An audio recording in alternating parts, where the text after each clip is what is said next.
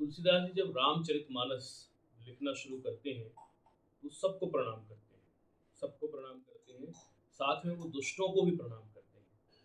तो ये भारत की परंपरा है जहाँ पर अच्छे लोगों को भी अच्छे कामों में शामिल किया जाता है और खराब लोगों को भी। खराब लोगों को शामिल करने के लिए भी उन्होंने उनको प्रणाम किया है। सबका शुक्रिया अदा करना ही भारतीय संस्कृति है, कृतज्ञता ही भारतीय संस्कृति है। तो तुलसीदास जी जब दुष्टों का जो वर्णन कर रहे हैं, मैं आपको दुष्टों का वर्णन बताता हूँ कहाँ कहाँ कैसे कैसे उन्होंने किया। सबसे पहले वो शुरू करते हैं, संत सरल चित जगत हित, जानी सुभाव सनेहु, बाल विनय सुनि करि कृपा, राम चरण रति देहु। संत सरल हृदय और जगत के हितकारी होते हैं, उनके ऐसे स्वभाव और स्नेह को जानकर मैं विनय करता हूँ। मेरी इस बाल विनय को सुनकर श्री रामचंद्र जी के चरणों में मुझे प्रीति देगी। संतों से प्रार्थना करने के ठीक बाद वो फिर करते हैं, बहुरी बंदी खल गन सती भाए, जे बिनु काज ताहे ने हुबाए, परहित हानि लाभ जिनके रहे, उजरे हर्ष विषाद बसे रहे। अब दुष्टों का जो वर्णन उन्होंने शुरू किया तो उन्होंने क्या कहा कि अब मैं सच्चे भाव से दुष्टों को प्रणाम करता हूँ। यानी बहुरी बंदी खल गन सती भाए, बहुत सच्चे भाव से, सती भाए यानी सच्चा भाव, जो बिना ही प्रायोजन अपना हित करने वाले के भी प्रतिकूल होते हैं। जैसे कि आप बागड़ में फंसे हुए, कांटों के बीच फंसे हुए नाग को बचाएंगे तो नाग आपको डसेगा, वो ये नहीं समझेगा कि आप उसे बचा रहे हैं या मार रहे हैं। ऐसे ही दुष्ट होते हैं, तो वो अपने प्रतिकूल ही आचरण करता है। दूसरों के हित की हानि ही उनकी जो होती है दृष्टि में लाभ होती है। यानी वो जिनको दूसरों के उजड़ने में हर्ष होता है और बसने में विषाद विषाद होता है, यानी आश्चर्य होता है, दुख होता है कि इसका घर क्यों बस गया, ऐसे लोगों को उन्होंने प्रणाम किया।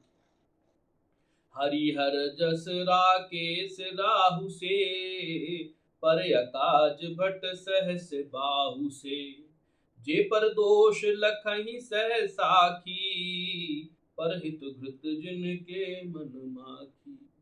कैसे लोग, जो हरि और हरि के यश रूपी यानी सत्य और सत्य के जो यश है, सत्य की जो गाथा है, उससे उसकी पूर्णिमा के चंद्रमा के लिए राहु के समान है। यानी सत्य को ग्रस लेते हैं, जैसे राहु पूर्णिमा के चंद्रमा को ग्रस लेता है, वैसे ही ये सत्य को ग्रस लेते हैं, सत्य को खत्म करने की कोशिश करते हैं। वैसे दुष्टों को और दूसरों की बुराई करने में सहस्र बाहु के समान भी है।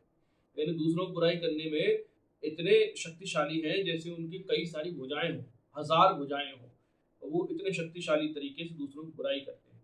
दूसरों के दोष देखने में उनके हजार आंखें हैं। हजार आंख वाले कौन है? इंद्र। इंद्र को बताया गया है कि वो सहस्र नेत्र है उनके, तो हजार आंखों वाले जो है उनके समान है ये, यानी इंद्र के समान है ये।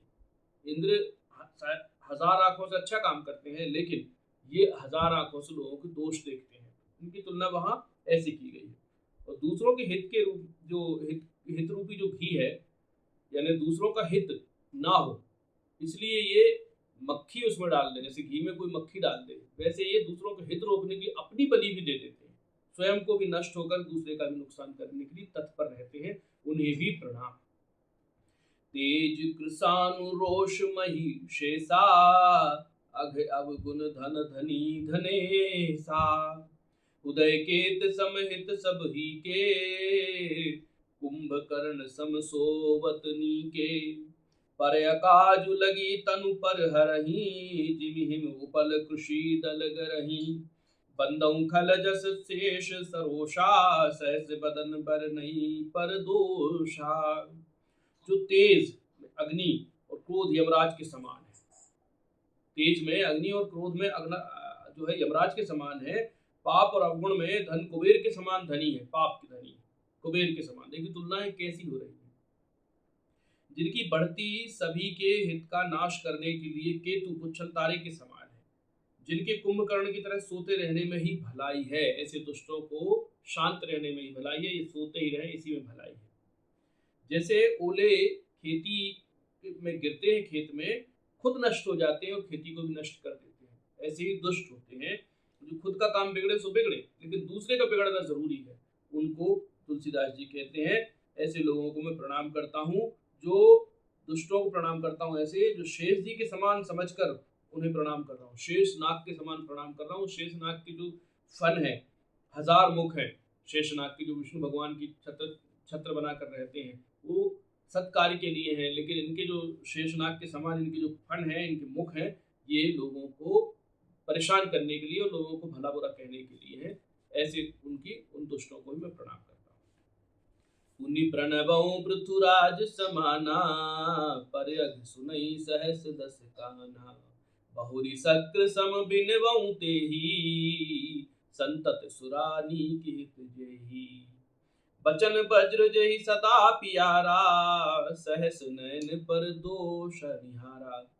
यानी वो राजा पृथु, जिन्होंने भगवान का यश सुनने के लिए वरदान मांगा था कि मेरे 10,000 कान हो जाएं, ताकि मैं भगवान का यश सदा सदा सुनता रहूं। भगवान का यश मतलब सत्य का यश, सत्य की कीर्ति जो है वो हमेशा हमेशा सुनते रहे, इसके लिए उन्होंने 10,000 कान मांगे थे। ऐसे ही दुष्ट जो होते हैं वो 10,000 कान तो मांगते हैं, लेकिन सत्य की स्तुति सुनने के लिए नहीं, बल्कि वो इसलिए मांगते हैं ताकि वो बुराइयां सुने लोगों की, बुराई जो निंदा रस, जिसका हरिशंकर परसाई ने निंदा रस एक व्यंग्य लिखा है, तो वो निंदा रस के लिए 10,000 कान इनने मांगे हुए हैं। ऐसे दुष्ट जिनको सुरा अच्छी लगती है, हितकारी मालूम होती है, और जो जो है सत्य से दूर भागते हैं, विनय से जो दूर भागते हैं, ऐसे लोगों को प्रणाम किया है। जिनको कठोर वचन जो है वज्र के समान है, इंद्र का जो वज्र है वो दुष्टों के दलन के लिए होता है, इनके जो जुबान है वो इतनी कठोर है वज्र के समान, जो लोगों को नुकसान करने के लिए होती है, भला बुरा कहने के लिए होती है। और ये इंद्र के हजारों नेत्रों के समान, ये नेत्र दूसरों के दोष ढूंढने में लगाए रहते हैं। उदासीन अरिमीत हित, सुनत जरहि खल रीत। जान पान जुग जोर जन, बिनती करई सप्रीत। इस दोहे में तुलसीदास जी कहते हैं, दुष्टों की यह जो रीति है, वे उदासीन, शत्रु मित्र किसी का भी हित नहीं सुनते। किसी का भी हित अगर उनको सुनाई देता है तो उनका हृदय जलने लग जाता है। मैं ये जानकर उनको प्रेम पूर्वक प्रणाम करता हूँ। निश्चित ही मैं जो करने जा रहा हूँ, तुलसीदास जी जो करने जा रहे थे, वो सुनकर, जानकर, समझकर, और वो जो करेंगे वो करेंगे ही, उनको जलन होगी। मैं अपनी दिस कीन्ह निहोरा, तिन्ह निज मोर न लाउब भोरा। बायस पलियहि अति अनुरागा, होहिं रामिष कबहु की कागा।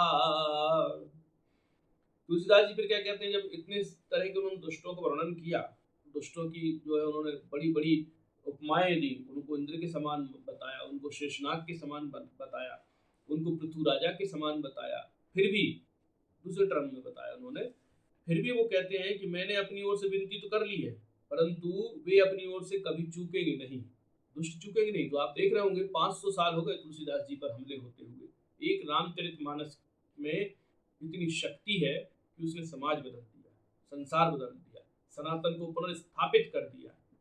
और दो बड़ी सल्तनतें, मुगल और अंग्रेज, इनके बीच से होकर के वो सूर्य के समान उदित रही है रामचरितमानस, लेकिन उसमें मीनमेख निकाल निकाल करके उसे भी जो है 500 सालों से वो कर रहे हैं, जो तुलसीदास जी ने पहले ही कह दिया था।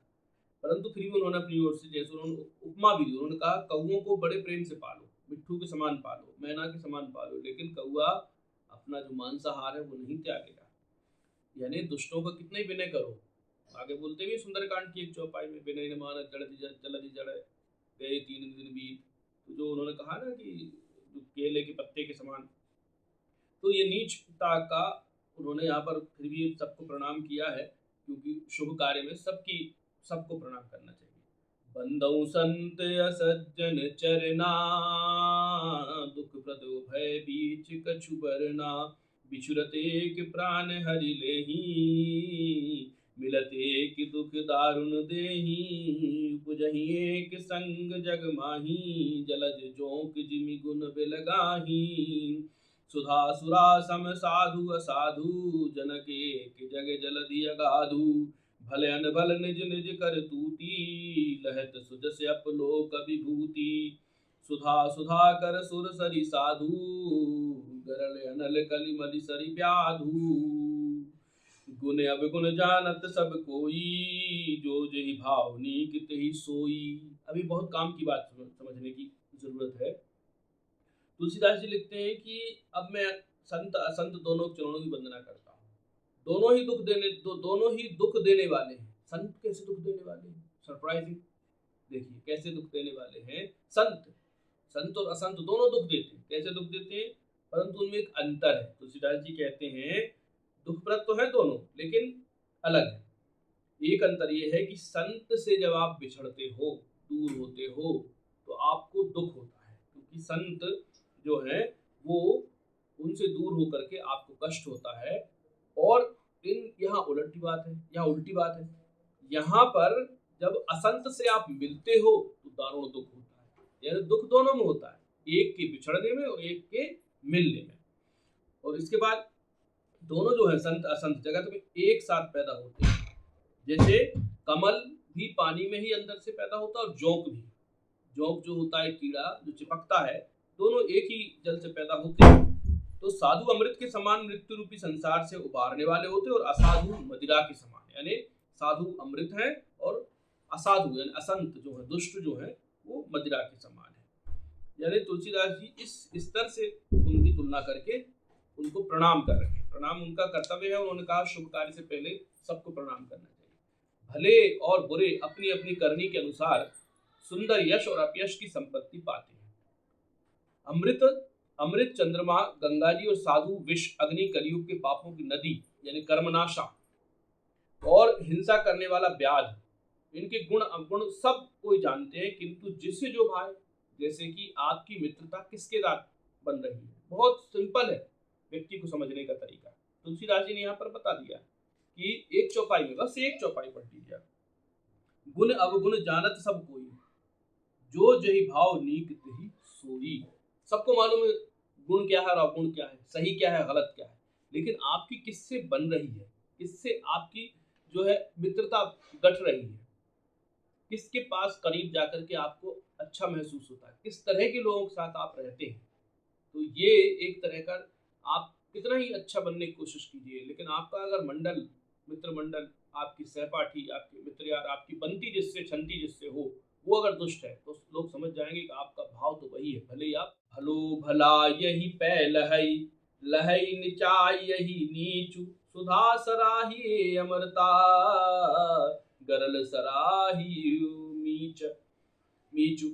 भला भलाई की ग्रहण करता है और नीच नीचता ग्रहण करता है। अमृत की सराहना अमर करने में होती है और विष की सराहना मारने में। तो यहाँ पर उन्होंने क्या बताया, खल अघ अगुण साधु गुण गाहा, उभय अपार उदधि अवगाहा, तेहि तय कछु गुण दोष बखाने, संग्रह त्याग न बिनु पहिचाने, भले उपोच सब विधि उपजाए, गनि गुण दोष वेद बिल गाए, कहीं वेद इतिहास पुराना, विधि प्रपंच गुण अवगुण साना, दुख सुख पाप पुण्य दिन राती, साधु असाधु सुजाति कुजाति, दानव देव ऊंचे अरु नीचू, अमीय सुजीवनु माहुर नीचू, माया ब्रह्म जीव जगदीसा, लच्छी अलच्छी रंक अवनीसा, काशी मग सुर सरि क्रम नासा, मरु मारव महिदेव गवासा, सरग नरक अनुराग विरागा, निगमागम गुण दोष विभागा, जड़ चेतन गुण दोषमय विश्व कीन करतार, संत हंस गुण गहई पै परिहरि बारी विकार, लखन सिया राम चंद्र शंकर, हरिओम जय जय सिया राम जय जय हनुमान। तो क्या हुआ, भले बुरे सब ब्रह्मा के पैदा हुए हैं। क्या कहते हैं तुलसीदास जी, सब ब्रह्मा के बनाए हुए हैं। दुष्टों के पापों और अवगुणों की और साधुओं के गुणों की कथाएं दोनों ही अपार हैं, अथाह समुद्र है। इसी से कुछ गुणों और दोषों का वर्णन किया गया है, क्योंकि बिना पहचाने उनको ग्रहण या त्याग नहीं हो सकता। भले बुरे सब ब्रह्मा के पैदा किए हुए हैं, पर गुण और दोषों को विचार कर वेदों ने उनको अलग अलग कर दिया। यानी हमारे विवेक ने, वेद यानी हमारे आदि विवेक जो है हमारा मनुष्य का, उसने ये तय किया कि अच्छा है ये बुरा है। सब ब्रह्मा के उपजाए हुए हैं। वेद, इतिहास और पुराण कहते हैं ब्रह्मा की यह सृष्टि गुण अवगुणों से सनी हुई है। दुख सुख, पाप पुण्य, दिन रात, साधु असाधु, सुजाति कुजाति, दानव देवता, ऊंचा नीचा, अमृत विष, सुजीवन मृत्यु, माया ब्रह्मा, जीव ईश्वर, संपत्ति दरिद्रता, रंक राजा, काशी मगध, गंगा कर्मनाशा, मारवाड़ मालवा, ब्राह्मण कसाई, स्वर्ग नरक, अनुराग वैराग, ये सभी पदार्थ ब्रह्मा की सृष्टि में है। इनको आप खारिज नहीं कर सकते। वेद शास्त्रों ने उनके गुण दोषों का विभाग कर दिया और उस पर हमको ध्यान देने की आवश्यकता। विधाता ने इस जड़ चेतन विश्व को गुण दोष में रचा है, किंतु संत रूपी हंस जो दोष रूपी जल को छोड़कर गुण रूपी दूध को ही ग्रहण करते हैं।